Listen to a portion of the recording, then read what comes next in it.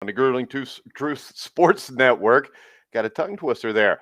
The Grueling Truth Sports Network's NFL show is brought to you by Manscaped. Sam, you got your Manscaped, right? Yeah, I picked up on Friday. Got to use a little bit over the weekend. How did it go? It went great. I think the products are fantastic. It's quality, honestly, for the box we got. So we got a little bit of a full package there. I'm really appreciate the fact that they sent us one because it was really nice.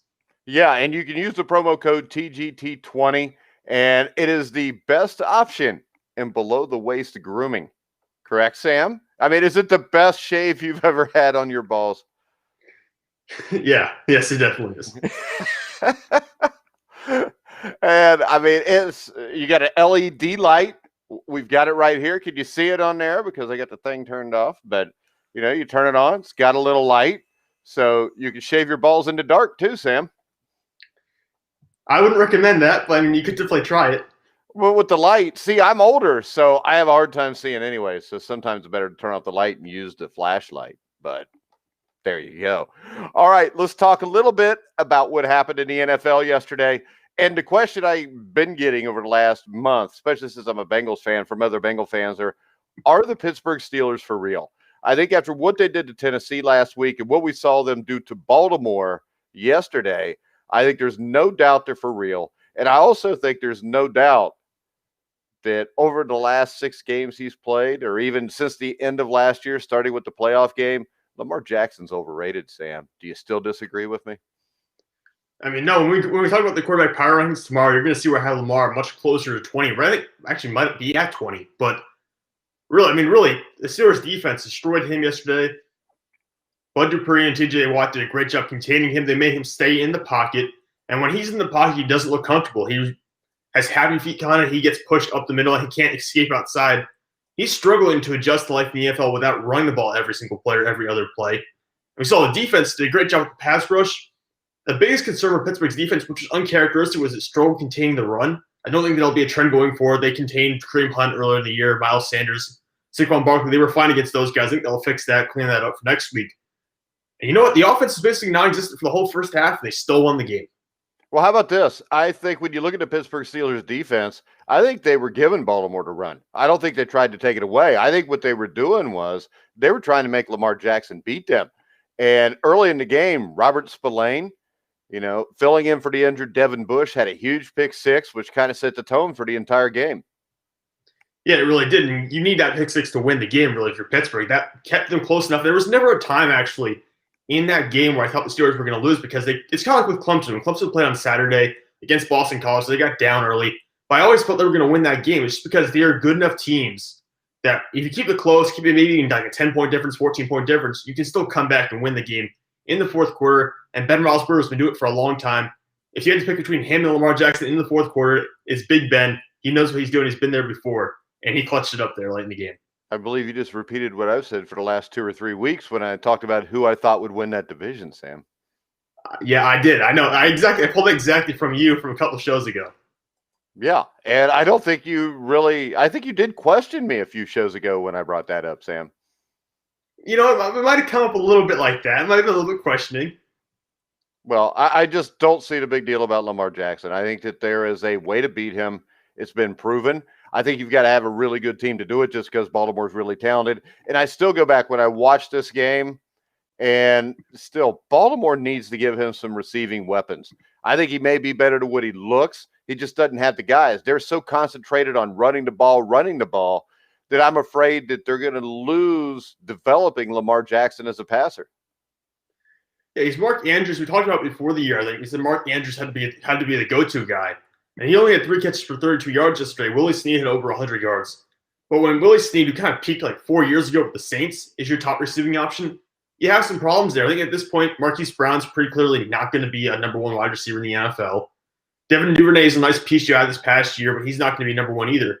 You really need to help Lamar Jackson out here. And that offensive line, too, that offensive line is not nearly as good as it was last year. All right, let's move on to the New Orleans Saints, who squeaked by the Chicago Bears yesterday. Still, Bears fans are looking for a quarterback. The Bears defense played well enough to win the game. And this was a game of streaks where the Bears come out, jump up 13-3. The Saints score, 20 points straight. The Bears put up the next 10.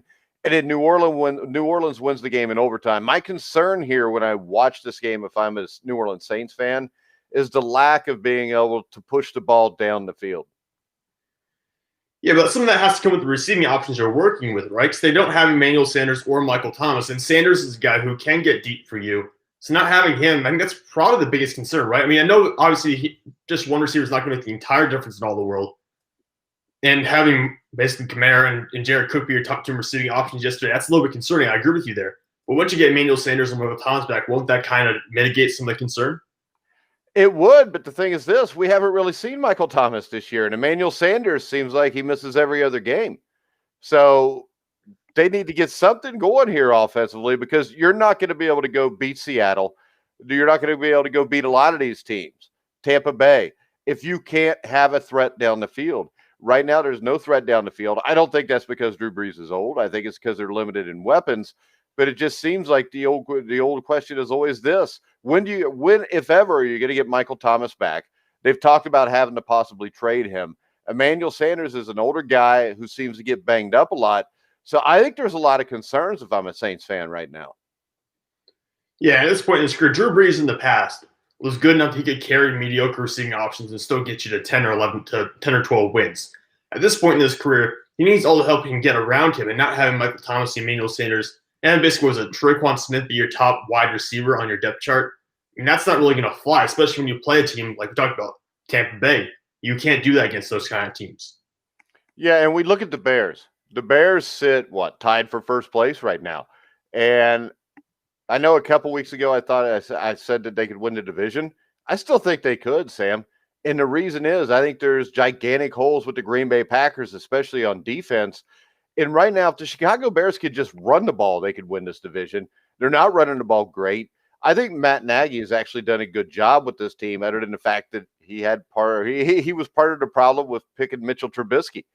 So when you look at them, I think the Bears are still in play. I mean, let's face it, they beat the Bucks, and they beat them up physically, I thought, 3 weeks ago.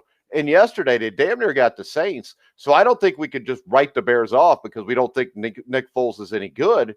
I think that this is a Bears team that when you look at the NFC North, I still think they could win it. I think the difference is still Aaron Rodgers is just infinitely better than what the Chicago Bears could do on offense. But when you look at it, if the Bears played the Packers with the Bears defense, I think they could do to them what the Bucks did to them.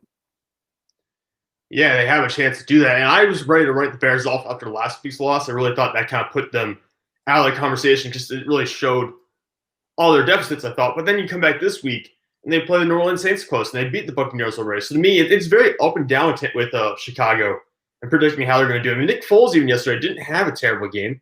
272 yards, 2 touchdowns, just the 1 interception. If you can do that every game, you could see the Bears get to maybe close to 10 wins. Yeah, I think they could, especially in that division with the teams they play. The Lions pretty much put the nail in their own coffin yesterday, which we'll talk about in a little bit. The next team I want to talk about are the Seattle Seahawks. They pounded the 49ers 37-27. I don't think the game was as close as the score. DK Metcalf caught 12 of 15 targets for 161 yards. And when I look at these guys, defensively, they have issues. But offensively, with DK Metcalf, Tyler Lockett, Russell Wilson, this is a team that can go to the Super Bowl. This is a team that can win the Super Bowl because Russell Wilson is as good as anybody out there. And the more I see DK Metcalf, the more I think this might be. If he's not yet, he's shortly going to be the best wide receiver in the NFL. Yeah, if you had to ask me who the best receivers in the NFL right now, I would say probably Julio Jones, and I would take DK Metcalf. Those two guys are maybe And how about this? If I told you right now you had to take one of them to start a team, who would you take? Oh, Metcalf, because he's much younger. Yeah. Yeah, so Metcalf is on his way to being possibly the best receiver in the NFL. Could happen, I assume, later this year. And really, the score was 37-27. Seattle's defense did not play that poorly, though. I mean, we're talking about Jimmy Garoppolo. Exited the game around the fourth quarter. He only went 11 for 16 for 84 yards and an interception up to that time, meaning most of the points they scored for the 49ers came in that fourth quarter when the defense kind of let off a little bit because they had such a huge lead. So to me, this defense played phenomenally the other day, and I give the Seahawks a lot of credit for just basically going out there and being the snot out of the 49ers. Yeah, and I'll tell you, the thing that was really impressive is the way they shut down that vaunted 49ers run game. Yeah, I mean, they held them to what? I think under or just over 50 yards. I mean, they really contained them, and there have been injuries to the 49ers running game backs. They've had issues with their guys so far this year. I think it was Tevin Coleman had to leave the game, and he wasn't able to return. But that's been a story for the 49ers all year long is the injuries. So I don't think we can write that off and just say, oh, they contain back running backs. Well, the 49ers have been hurt all year long. This is not a new thing. Yeah, and actually, I'm not a big Shanahan fan, but I think he's done a good job of keeping that team in the race. Let's look at the Miami Dolphins. We had Tua Tagovailoa had his first start of the season. You said he was going to get beat because the Rams were just that much better. You were wrong, as was I. And, he fumbles early on. Aaron Donald causes the fumble. He's only 12 of 22 for 93 yards. Pretty much everything was a quick first read to short routes. And when you look at that, Tua wasn't great, but he didn't turn the ball over. The Miami defense really got after Jared Goff with a variety or a varying package of blitzes, fake blitzes, delayed blitzes, you name it, they did it. The Dolphins are now 4-3. The Buffalo Bills the last 3 or 4 weeks have not looked like they have before. This Miami Dolphins team is very well coached, just like Buffalo. Brian Flores did a great job last year with them. He's doing a great job right now. If Tua can develop, my only worry here is that they don't let Tua develop quick enough and they try to keep him on too short of a leash.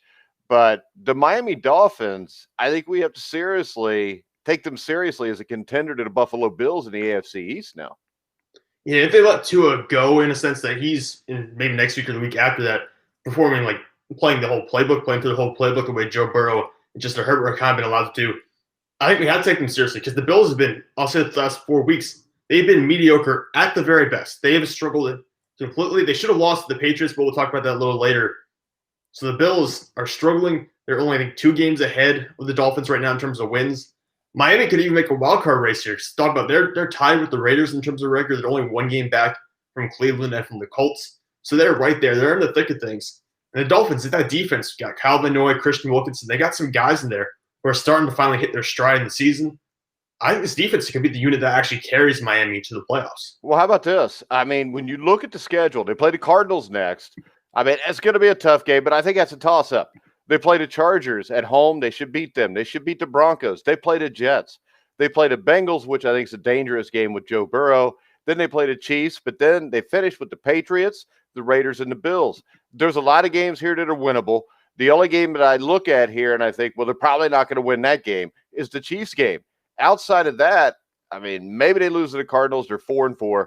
Then you play the Chargers. You play the Dolphins. You play the Jets. You play the Bengals. I mean, you could get a 4-game winning streak there and be sitting at 8-4 before you play the Chiefs. You beat the Patriots. Then you got the Raiders and the Bills. You wouldn't have one of those two. All of a sudden, the Miami Dolphins are a 10-win team. And a 10-win team could win the division. I think 11 would definitely win the division. I think the Miami Dolphins are actually in play here. Yeah, I agree with you, but it comes down to really the Tua at this point because we saw what he did the other day. I don't know if you're going to be able to do that against every team we just listed and pull out with the win. So to me, he's got to start improving. He's got to start working his way through more of the playbook, which I think they'll allow him to do. It just naturally progress that way. But really, I think the season could come down to those final 2 games, the Raiders and then the Bills. Because we talked about the Bills obviously are leading the division right now, and the Raiders are a wild card team. So you beat both those teams or even one of those teams. It really gives you a leg up in the wild card race. All right, next up, we're going to talk about the Green Bay Packers and Dalvin Cook's big day.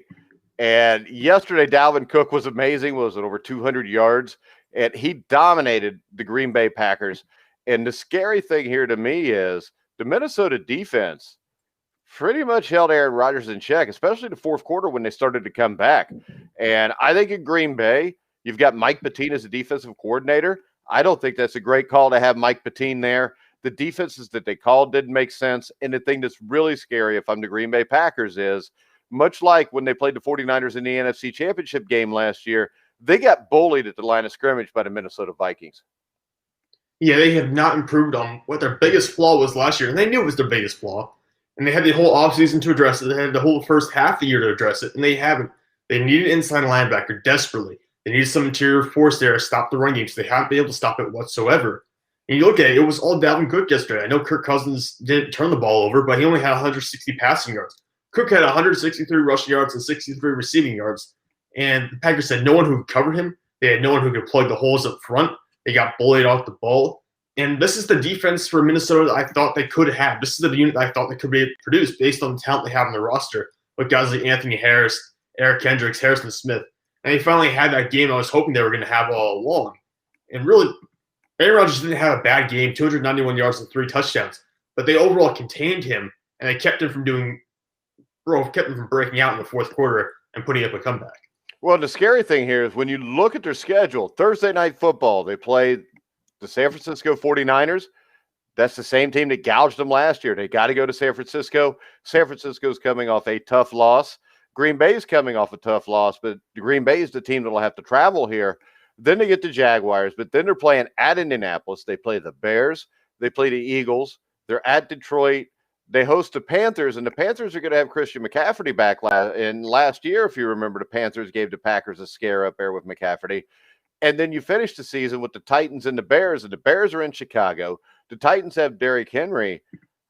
I mean, I really believe the Bears could possibly win this division. And when you look at it, I think both teams have huge gaping holes, but I don't know if there's anything more gaping than a team that cannot stop the run. Yeah, we've talked about with great quarterbacks in the past, what's the best way to combat another team that has a Hall of Fame quarterback? Keep that person on the sideline. We've talked about over and over again. And if you have a Dalvin Cook or a Derrick Henry, you're capable of doing that. The one issue for Chicago is, are they able to run the ball that way? I know they have David Montgomery. He's been mediocre, if not below average, for the first 2 years of his career. Maybe he'll turn things around. But if the Bears can just establish a running game, I agree with you. They have a shot here at topping the Packers. I don't think it's going to happen, but they have an opportunity. Yeah, the other reason I say is Nick Foles. He hasn't looked great so far, but Nick Foles has got it done on the big stage before, not just the Super Bowl year. I think he won a playoff game for the Eagles, and then they almost upset the Saints the next year or 2 years later. I can't remember which it is because all the years run together when you get as old as I am. But I think the Bears are still a threat here to win this division. But I will tell you this, nobody from the NFC North is sniffing a Super Bowl. No, it certainly doesn't look that way. I thought the Packers were one of the better teams in the NFL a couple of weeks ago, but now after you lose to Minnesota like this, I mean, this is concerning now. We've seen some big holes open up for this roster, and if you got beat as badly as you did by the Tampa Bay Buccaneers, the Buccaneers are a real contender. The Packers really are. Well, and the thing is this, when you're getting physically dominated 2 out of 3 weeks, you're probably not a Super Bowl contender because teams that make it to the Super Bowl are usually physical, aggressive football teams. The Green Bay Packers aren't that. The Bears are, but the Bears lack on offense. They lack a big-time running back. They lack some receivers. They lack a quarterback. Next up, the Kansas City Chiefs beat the New York Jets. They were favored by 19. They covered the spread 35-9. The game actually was closer than what I thought it would be, Sam. Yeah, it didn't start off early on. It was actually kind of close for the first, I want to say the first half of the first quarter. And then the floodgates opened up and Kansas City started getting things done. Mahomes finishes the game with 416 yards and 5 touchdowns. I mean, this is what you expected. They didn't really run the ball whatsoever, but they didn't have to because you just launch it downfield and score touchdowns at ease. Yeah, and Adam Gase did nothing again. At halftime, he comes out in the second half and does the same thing he did in the first half. They're a mess. And the good thing is, Le'Veon Bell didn't go off for a revenge game against the Jets. And he gets 6 carries for 7 yards. So I still think in the end, Le'Veon Bell is more of a subtraction by adding him to this team than he is an addition. I think that Le'Veon Bell has seen his better days, the type of runner he is, to not play for a couple years. And let's face it, he wasn't really trying in New York. I just don't see where Le'Veon Bell is really going to add anything to the Chiefs at any point during this season. Yeah, he might not. He might be like Michelle McCoy was last year, he was more like we always say they have him on the roster. He's going to add something to the team, and he never really does. We'll see how it works out. I mean, at least he's injury assurance. You have somebody who has experience on the roster. I don't really know what his role is going to be. They could just subtract his role entirely and be okay with it because they don't have to pay him that much money. So we'll see where it goes from here. I don't think it's really going to affect him long term, though. All right, next up, the Buffalo Bills got the second straight unimpressive win as they beat the New England Patriots 24-21. The Bills were able to run the ball in this game, though, Sam, which is something that they really hadn't been able to get going the last few weeks. Yeah, Devin Singletary and Zach Moss have both had 14 carries for over 80 rushing yards. So they got going. And the New England Patriots, the defense gave up a little more than I expected, but really did a good job containing Josh Allen.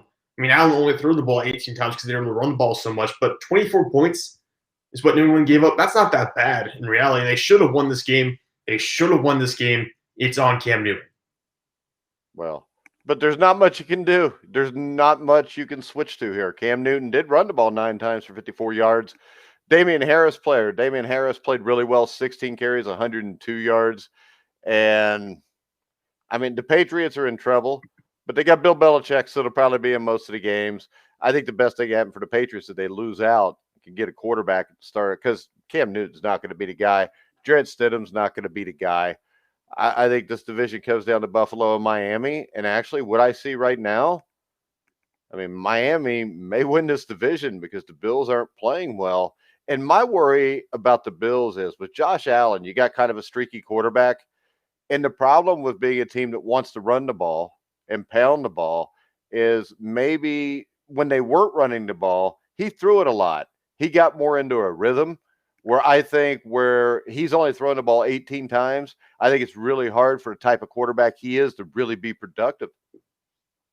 Yeah, he's having trouble getting to that rhythm, like you said. And he has not looked the same in the past 4 weeks. His play has dropped off noticeably. I mean, this was the guy we were talking about as an early MVP candidate through the first, I want to say, quarter of the year. And now he's been nothing even close to that last couple of games. You have to wonder what's going on here. I know there were concerns about the shoulder a few weeks ago. I don't think that's it at this point. If it was, they would have addressed it, I think, a little more vocally. At this point, it's just mediocre play, poor play. It's really confusing what's going on right now. All right, let's talk about the biggest moment of the day, and that's Joe Burrow is a beast. And I can tell you this, Pittsburgh plays Dallas next, right? Yeah. So Pittsburgh's going to be undefeated until they play Joe Burrow. Joe Burrow will go to Pittsburgh in 2 weeks and beat the Pittsburgh Steelers. I'm going to clip this one, Mike. I'm going to clip this video so we can talk about it in 2 weeks or 3 weeks. We're going to clip it because we'll talk about it in 2 weeks. Joe Burrow is special, and he showed that again yesterday, beats the Tennessee Titans. And the thing about it, the offensive line, 5 different starters from the first game of the year. The offensive line played much better. The Titans didn't get any sacks. And the thing about Burrow is I almost never see him take his eyes off downfield, even while escaping pressure. And that instinct of when to step up, when to roll out is really special. And I think the last guy I saw that had the ability to keep his eyes down the field all the time, even when he had to break out of a pocket and roll out, was probably John Elway. You like comparing young quarterbacks to John Elway on the show. You did the same thing with Patrick Mahomes last year. This is the thing, because to me, John Elway was the complete package physically and mentally. Because John Elway was a big dude. He could stand in the pocket. He could make that little move and make the throw. He also could take off running out and make the throw. Most guys can't do that. You know, Tom Brady is the greatest quarterback that ever lived, but 90% of Tom Brady's stuff's done in the pocket. John Elway was a guy who, when he played, was the best at standing in the pocket and throwing it, or one of the top 3 at least. And he was one of the top 3 of breaking out of the pocket, extending plays, and making plays. And that's what I see with Burrow. I believe this. Joe Burrow, I don't know if it'll be in Cincinnati because the Bengals will probably screw it up, but Joe Burrow will win multiple Super Bowls someday. And I can tell you this, if the Cincinnati Bengals even have a decent offseason, the Cincinnati Bengals will win the AFC North next year. I'm not going to go that far, but Joe Burrow certainly had. I mean, there was the highlight play yesterday where he avoided a sack. I want to say he ran around in the backfield, avoided like 3 different defenders, and still got a couple of yards there. Oh, I think he gained 9 yards. I know the play you're talking about. It was like 3rd and 12, and he had to break out. He's running around. He turns his back. He runs over here, and the next thing you know, he comes up 3 yards short. The throw that got me was the one to T. Higgins. Yeah. You know, T. Higgins caught a 50-50 ball from Burrow on the right sideline, I think for like 24 or 25 yards on the opening drive. And it was a throw where the only place it could be thrown and the only place it could successfully be caught was that one specific spot, and Burrow hit that. And I think T. Higgins is by far the best rookie wide receiver in the NFL. I thought that going into the NFL draft, and I've got nothing to change my mind on that from what I've seen. Well, he's certainly playing. He's certainly thriving alongside Joe Burrow. And it really does help when you have a guy like that who's able to put up those 50-50 balls, but also in a spot where T. Higgins can go up and high point them because he was the best high point receiver going into the draft. And now the combination of him, Tyler Boyd, they got Auden Tate going the other day. We've been calling for that for the past couple of weeks. They got him to have 7 receptions. You've got a really good receiving core here, and Joe Burrow certainly making them look even better than they are. Yeah, and Gio Bernard played very well. And the thing that was really the most striking to me was the Bengals defense. I mean, they did give up 6 or 7 yards per carry to the Tennessee Titans run game, but they had a pick in the first quarter in the end zone. They held the Titans to a field goal or two when they got inside the 10, and that's the difference in the game. Because I think the stat on Burrow is the last 12 trips into the red zone, the Bengals have scored 8 touchdowns. So the thing is this, with the Bengals defense, if you can cause a turnover here or there, give an extra possession, hold a team to a field goal twice, you give up 6 points and Burrow's coming back and giving you 14, it makes it a lot easier to play defense. Because also the thing that really struck me with Ryan Tannehill yesterday is Ryan Tannehill's really good. And I don't know why people don't ever realize that. And I know I've been preaching this for years and people have made fun of me. But I don't know that there's a better quarterback throwing the ball down the middle of the field than him. I mean, he's extremely accurate. I know he threw a pick yesterday, but Ryan Tannehill's really good. I mean, if I'm you, Ryan Tannehill's in my top 5 every week. He's going to be up there again this week. It's certainly not his best performance, I would say, but he's done really well. I mean, this is a guy who has transitioned from being a solid performer, like quality star, I guess you could say, in Miami, to being a top 5 guy perennially, potentially, in Tennessee. All right, next up, the Denver Broncos, your Denver Broncos, who you thought would win the Super Bowl this year, stunned the Los Angeles Chargers 31-30. They were down 30-17. They did nothing in the first half. I got a buddy who used to play for the Broncos, Mark Cooper, who played for him back in the 80s, was an offensive lineman. And, I see his Facebook posts. I think they had like 24 yards or something in the first half. But the Chargers, I think, became the first team with 17-point leads 3 straight weeks to lose those games. And I think in the last 30 years, there was only like one team that's ever done that 3 times in one season. So the Chargers are a mess. Anthony Lynn's job has to be on the line because they're not this bad, but they're playing this bad and they're giving games away. So a lot of questions in LA. There's a lot of questions in Denver. I think both of these guys could be gone by the time the year is over. But losing Joey Bosa was a killer yesterday, too. Yeah. I mean, the Chargers really are like the Atlanta Falcons of the AFC. The only thing that could save Anthony Lynn's job, in my opinion, would be the fact that Justin Herbert has been a fairly good quarterback. I know he had, I think, one really bad interception yesterday, and he threw 2 picks on the day in total. I still think he could be a top half league quarterback. I still think he could be a top 10 quarterback in a year or two. So I think that might save Anthony Lynn, might give him another year or so. The difference in Denver with Vic Fangio is that Drew Lock is not the answer. I know he had a great fourth quarter, a great second half, finished the game with 3 touchdowns. That's only Drew Lock's second 3-touchdown game in like 15 or 16 appearances. This is not a normal thing for him. He's not the future in Denver. I think Vic Fangio's going to lose his job this offseason. Yeah, and for all the people that think Justin Herbert's better than Joe Burrow, you're an idiot. All right, next up. And it's just serious. It's true. I mean, Herbert takes more chances, and he takes more stupid chances, if you know what I mean. And I think that was always my question with him in Oregon also, especially when they played better teams. Baker comes back to earth. Our friend Shelly, who writes all the Cleveland, she's a Cleveland Browns fan, and she was all excited because she said Baker was back because he tore up the Bengals defense last week. But against the Las Vegas Raiders, who did you pick in this game, Sam? I think I might pick Cleveland. I know. I think I told you to pick the Raiders, didn't I? Yeah, I think you did too. I think that's the one game we split. I think that's one of the 2 games we split on the other day. All right, so the Raiders' defense dominated the Browns. Baker Mayfield was terrible. They didn't really run the ball that well. And I think what we found out from this, the Cleveland Browns aren't going to the playoffs. I mean, their schedule's really easy, so maybe they can get there because of that. But the Raiders physically dominated them. They bullied Cleveland. And when you look at the amount of quality opponents Cleveland has beaten, there's not that many. So what I took away from this is I think the Raiders are a serious playoff contender. I don't think the Browns are. No, I mean, the only team you could say that was a quality team they beat might have been the Indianapolis Colts, but other than that, they got blown out by the Ravens. They got blown out by the Steelers. Both teams put up 38 points in those games. And then the Raiders, they only won 16-6. But, I mean, if you were watching the game, they were just dominating the Browns. There was really no pushback there from Cleveland whatsoever. And Baker Mayfield seems to be stuck in this trend here where he'll play terribly. The media will say, oh, Baker Mayfield's over. The Cleveland Browns are in trouble. He'll come out, he'll beat a really bad team. And he'll be like, oh, I told all the haters they were wrong. I'm great. And then to turn around and I'll have another terrible game again against a really good team. So we're at a point now where I'm not buying the Browns as a playoff team. I agree they could make it in just because they have a good record already. They play Houston next week. Then it's the Eagles. Then it's the Jaguars. And they play the Giants again and Jets before the year ends. So they have maybe 5 or 6 more easy wins on their schedule. So maybe they'll get to the playoffs, but this is not a real competitive team. Well, I think when they look at it, I think Deshaun Watson beats them next week. And it wouldn't surprise me if the Eagles beat them. The Jaguars, they should beat. I'd say I think they split.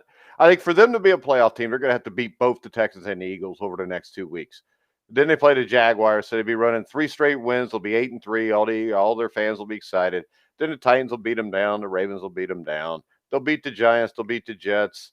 Lose to the Steelers. So if they split the next 2, they can end up 10-6.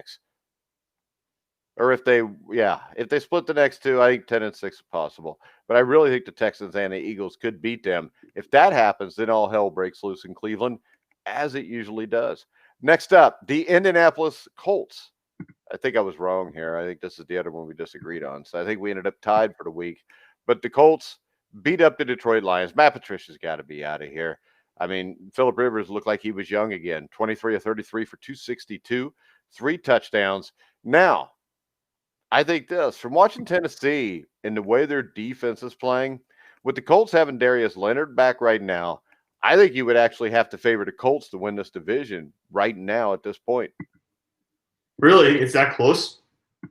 Yeah, I do, because what I saw with Tennessee is their defense is ranked 25 to 27 in almost every category. And their defense got destroyed by the Bengals, their defense got destroyed by a Bengals team that doesn't really block that well.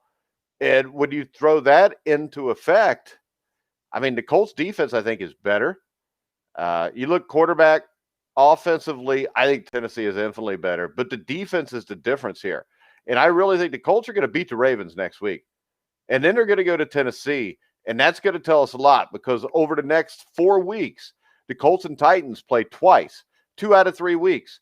So you've got the Colts playing the Ravens. They play the Titans. Then they play the Packers. Then they play the Titans again. If you could get a split out of those 4 games, they're still in it. If they could win 3 out of the 4, I think the Colts win the division. The Colts' schedule is extremely difficult, but I think they can pull this out and win this division. I think right now, the Colts are a more complete team. I think Phillip Rivers, I thought last week was an aberration because it was against the Bengals. And I know yesterday was just against the Lions. But when Phillip Rivers starts to put 3 and 4 touchdown games back to back, it makes you start to wonder if maybe he's getting comfortable in this Colts offense right now, because it's not like the Colts have a plethora of great wide receivers. T.Y. Hilton got hurt during the game yesterday. Phillip Rivers is making the throws. And my only question is the Colts run game, will it hold up? But I think this Colts-Titans thing is much closer than what I thought it was. If the Colts can consistently put up 28 points per game or something like that, I think they really do have a chance, because it comes down to that offense and Phillip Rivers not turning the ball over as much as he did in the first half of the year. But if he can put up 250 yards from 2 touchdowns and not turn the ball over every game, they have a good shot. You have Justin Houston, DeForest Buckner, Darius Leonard, who's just an animal on defense. They have so many good players on that defensive front, and it could be one of the best ones in the NFL week to week on a different basis. They have a tough schedule. I would still favor Tennessee because I think Titans run the ball better. I think they have a better quarterback. And they have acquired Desmond King from the Chargers recently for, I believe, it was a 5th or 6th round pick. So they're adding a little bit to the defensive backfield. But other than that, I'm still leaning towards the Titans here. I understand what you're saying with the Colts, but I just don't believe in Phillip Rivers being a long-term turning around his season, basically. I don't think it's going to happen. I think he's already turned his season around. I think the Colts will be a playoff team. I really, if you made me bet money on it right now, I would say the Titans will edge them out, but I think both of them could very well make the playoffs. I just think with Darius Leonard back, the Colts defense is just better than the Titans.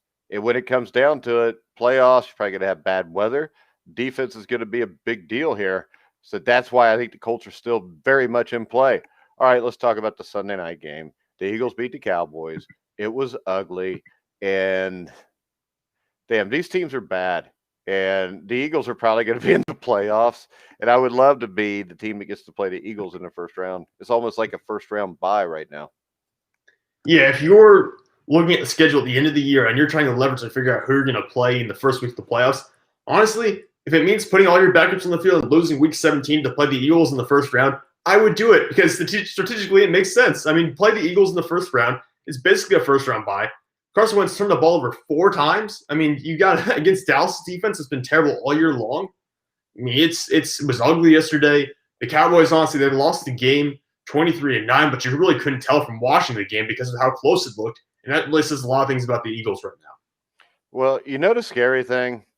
The way this is playing out, I really think the Eagles will win this division at most with 7 wins because I don't think they'll win another game out of the division. If you look at their schedule, their next game they play the Giants. Now, if the Giants beat the Eagles, then the Giants are back in play because after that, the Eagles go to Cleveland, they host Seattle, they go to Green Bay, they host the Saints, they go to Arizona. They're going to lose every one of those games. I mean, right now they're 3-4-1. If they were to lose to the Giants, they could be sitting at 3-10-1 going into the last 2 weeks of the season where they play the Cowboys and the Redskins. They could win those 2 and win the division, Sam. Yeah, it's that bad. I mean, we're not joking here, really. This is the situation we're looking at in this division right now. And you're right, one more loss by the Eagles in a game where Washington wins or New York wins. Really, no team has been eliminated from this playoff chase yet in this division because of how close their team is, because they all suck. They're all terrible. I mean, New York Giants have 1 win. The Eagles have 3 wins and a tie. Yeah, but how about this? I mean, the Giants, this is all going to come down to who beats who in the division because all these teams play the AFC North, they play the NFC West. And if you look at the Giants, they're going to play the Bucs this week. They're going to play the Redskins, the Eagles, which 2 possible wins. Then they play the Bengals. The Giants aren't going to beat the Bengals because Joe Burrow is going to score more than 30 points on them, and they can't score that many points. They go to Seattle, they're going to get beat to death. They play Arizona, they're going to lose. They play Cleveland, they're going to lose. They play the Ravens, they're going to lose, and then they finish the season with the Cowboys. I think it's very possible the team that wins this division could be at 6 wins when this is all said and done. No, I'm right there with you. Unless Philadelphia just finds a way to win one game. I think they'll find a way to win one of these games during that tough stretch of the schedule just because the Eagles find ways to win games somehow. But how about this? I believe also when you say that, I think it's also possible they could figure out the way to lose a game in those 3 divisional games against the Eagles or against the Giants, the Cowboys, and the Redskins. Hell, they might be able to pull one upset off on the other ones, but they could very well slip up and lose one of those games. Because they already lost to Washington once this year already, right? So yeah. And that's when they were pretty healthy and looked like, a contender. It feels like a long time ago now. But how about this? The thing that's really interesting is when you look at Washington's schedule. What do they got? 2 wins? I think so. If they beat the Giants, that puts them at 3. They beat Detroit, which they could because it's Detroit. That'll put you at 4. You play the Bengals. You're probably going to lose to them. I can't believe I say that, but that's how bad the NFC East is. And you play the Cowboys. If you beat Dallas, you're at 5. Then you play Pittsburgh, San Francisco, Seattle. Then you get the Panthers and the Eagles to finish up. I could see how the Redskins could get to 6 or 7 wins and possibly win the division. And that's saying a lot about this division right now because they shouldn't be able to do that based on how the first couple of weeks of the year played off. But they're really, halfway through the season, they are still in the mix. I think Dallas is out unless Andy Dalton comes back and just undergoes like this revelation. And Mike McCarthy starts changing how he plays the games. But that's not going to happen. But if it did, that's really the only chance I would give them to come out there and win the division for Dallas. And Washington, like I said, Washington might actually have the best chance to win the division just because of their schedule. Yeah, so I don't know if anybody has a best chance to win this game. But tonight, the Tampa Bay Buccaneers will play the New York Giants. Any shot here for the upset? No, I don't think there's any shot here whatsoever. I think the Buccaneers could go out there. I think Josh Rosen's on their practice squad. They could put Josh Rosen in pads and play him tonight. I think they would still win the game. All right. And don't forget the important thing. Go to manscaped.com. Use the promo code TGT20. Sam said that it made his balls smooth. I didn't go that far. But you can definitely – look, it's a great package what we got here. A great product. Why are you doing this to me? You got great products here. I would highly recommend it. You get 20% off. Hey, you might as well do it right now. Try it out. See how it works for you. It works for us, so I think you'll be fine. 20% off. Why not take advantage of this? Yeah, and you get the new Lawnmower 3.0, which is now available in the UK too. And I know we actually have a lot of listeners from the United Kingdom. This is the great thing because it's also upgraded to a 7,000 RPM motor with quiet stroke technology, Sam.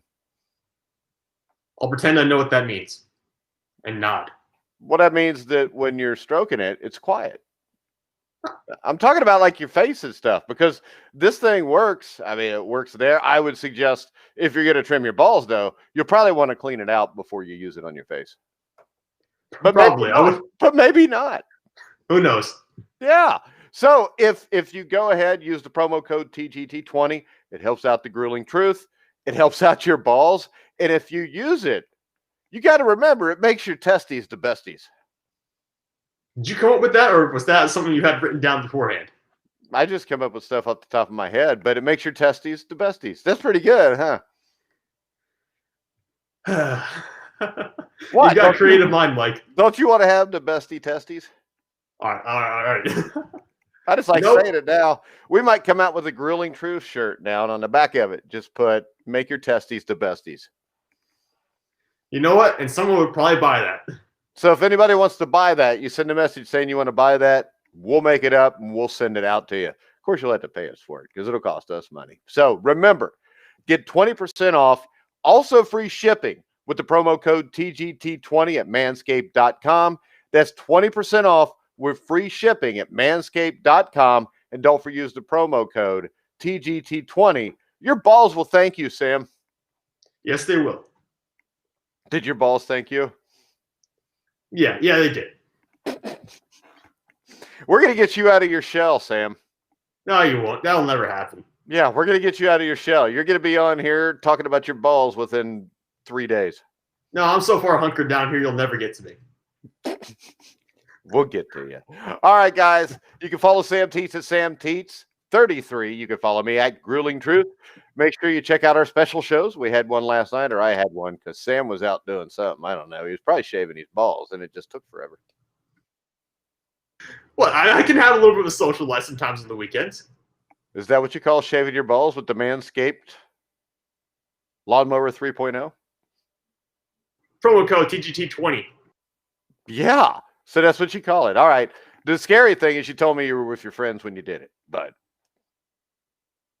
I was with my friends. I know. It was a joke, Sam. They said for me to be funny. So I'm trying. I'm trying too hard, obviously. Tomorrow we'll be back at 1 o'clock. Will we have the quarterback power rankings ready? Oh, yeah, they'll be ready for tomorrow. All right. So quarterback power rankings tomorrow at 1 o'clock. Live on YouTube, Facebook Live, Twitch, Periscope, D-Live. There's some more ones. I always forget them now. And remember, you can hear podcast form of this show every evening on Spotify, iHeartRadio, iTunes, TuneIn, Spreaker. Wherever you find podcasts, you'll find The Grueling Truth. So for now, for Sam Teets, I'm Mike Goodpaster. You've been listening to The Grueling Truth, where the legends speak.